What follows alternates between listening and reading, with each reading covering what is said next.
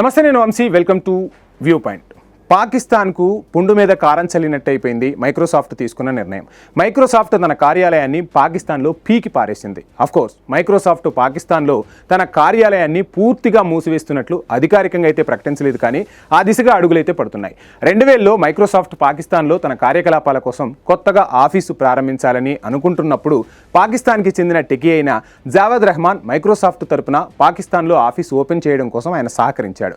పాకిస్తాన్లో ఉద్యోగులను ఇంటర్వ్యూ చేసి ఉద్యోగులను రిక్రూట్ చేసే బాధ్యతను కూడా ఆయన తన భుజస్కంధాలపై ఎత్తుకున్నాడు. అదే ఆఫీస్లో ఆయన పనిచేశాడు కూడా. లింక్డ్ఇన్లో పోస్టు పెడుతూ రెహమాన్ ఇప్పుడు భావోద్వేగానికి గురయ్యాడు. సరిగ్గా 25 ఏళ్ల క్రితం పాకిస్తాన్లో ఐటీ పరిశ్రమ అభివృద్ధి చెందుతుందని ఆశపడ్డాడట. మైక్రోసాఫ్ట్ తన కార్యకలాపాల కోసం పాకిస్తాన్లో ఆఫీస్ ఓపెన్ చేయడం, దానిలో నేను భాగస్వామి అవ్వడం అప్పుడు అనుభవించాను, హ్యాపీగా ఫీల్ అయ్యాను. కానీ ఇప్పుడు అదే కార్యాలయం మూతపడుతుండడం తనకు తీవ్ర బాధ కలిగిస్తోందట. తన లింక్డ్ఇన్ పోస్ట్లో పాకిస్తాన్ ఐటీ మంత్రికి విజ్ఞప్తి చేస్తూ, మల్టీనేషనల్ సంస్థలు ఒక్కొక్కటి మన దేశం నుండి బయటకు వెళ్ళిపోతున్నాయిరా బాబు, ఎందుకు ఇలా జరుగుతుందో ఇప్పటికైనా పరిశీలన చేసుకోండి. దేశంలో ఉగ్రవాదం కాదు, ఐటీ విప్లవం రావాలి, భవిష్యత్తు బాగుండాలి అని చెప్పి తన ఆవేదన అయితే వ్యక్తం చేశాడు. మైక్రోసాఫ్ట్ ప్రపంచవ్యాప్తంగా ఉన్న తన ఉద్యోగులను తొలగిస్తున్న మాట కూడా తెలుస్తుంది. మైక్రోసాఫ్ట్ తన ఉద్యోగుల్లో 4% మందిని, అంటే 9100 మందిని ఇప్పటికైతే తొలగించింది. ఇది క్లౌడ్ బేస్డ్ మరియు భాగస్వామ్య పద్ధతిలో తన కార్యకలాపాలను షిఫ్ట్ చేస్తున్న సందర్భంలో తీసుకుంటున్న చర్య అని మైక్రోసాఫ్ట్ యాజమాన్యం అయితే ప్రకటించింది. ఇక లాభాల పరంగా చూస్తే పాకిస్తాన్ ఏ విధంగానూ మైక్రోసాఫ్ట్కు అనువైనది కాదని 2022లోనే మైక్రోసాఫ్ట్ ఓ నిర్ణయానికి వచ్చినట్టుగా తెలుస్తుంది. 3 ఏళ్లు ఆలస్యంగా తన ఆఫీస్తో పాటు అన్ని కార్యకలాపాలను ఆపేసింది మైక్రోసాఫ్ట్. కేవలం రైజన్ ఆఫీస్లో 5 ఉద్యోగులు మాత్రమే ప్రస్తుతానికి కొనసాగుతున్నారు.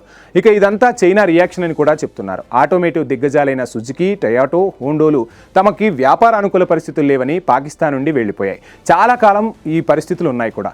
హోండా 70cc బైక్ ధర 1,60,000 పాకిస్తాన్లో ఉంటే, పాకిస్తాన్లో అసెంబ్లింగ్ యూనిట్స్ మాత్రమే అక్కడ నెలకొల్పారు. జపాన్ ఆటో సంస్థలు కోవిడ్ తర్వాత అవి కూడా అక్కడ మూతపడిపోయాయి. మైక్రోసాఫ్ట్ వల్ల ఎంతో కొంత డాలర్ల రూపంలో ఫారిన్ కరెన్సీ పాకిస్తాన్ రిజర్వ్ బ్యాంకులోకి వచ్చేది, కానీ ఇక నుండి అది కూడా ఉండదు. మొత్తంగా పాకిస్తాన్ దివాలా తీసింది. ఏదైతే ఉగ్రవాద మూకల్ని పెంచి పోషించి ఆ ఉగ్రవాదానికి బలైపోతున్న దేశంగా పాకిస్తాన్ కనిపిస్తుంది. ఇప్పుడు మైక్రోసాఫ్ట్, అదేవిధంగా చైనాకు చెందిన కంపెనీలు, జపాన్కు చెందిన కంపెనీలే కావు, ఫ్యూచర్లో పాకిస్తాన్లో ఏ కంపెనీ కూడా కార్యకలాపాలు పెట్టుకోదు.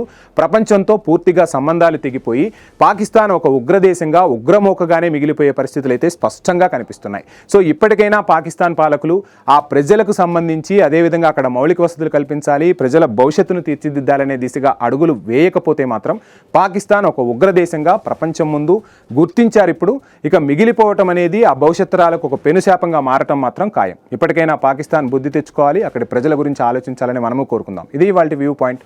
Stay tune.